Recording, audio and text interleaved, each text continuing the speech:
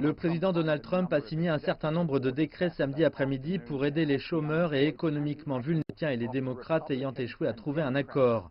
Parmi les mesures annoncées par le président Donald Trump, un salaire supplémentaire pour ceux qui gagnent moins de 100 000 $, des mesures pour protéger les gens contre les expulsions, 400 $ de bénéfices en plus du chômage et une aide auprès des étudiants.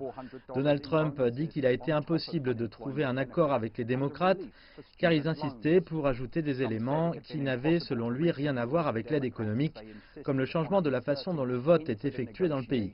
Les démocrates et les républicains négocient depuis des semaines pour faire reprendre un programme qui accordait 600 $ de bonus à la semaine pour les chômeurs, une mesure qui a expiré à la fin du mois de juillet.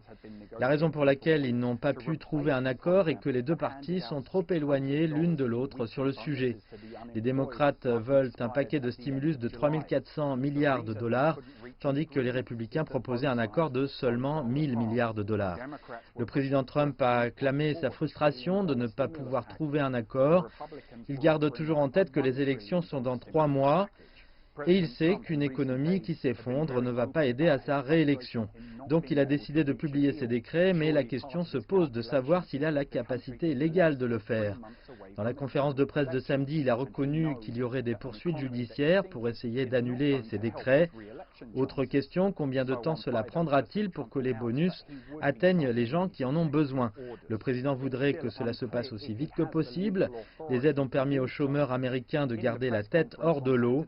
Et si les chômeurs sont poussés encore un peu plus vers la pauvreté, c'est toute l'économie américaine qui pourrait en être impactée, alors que celle-ci vient de subir une baisse catastrophique de la production au début de l'année.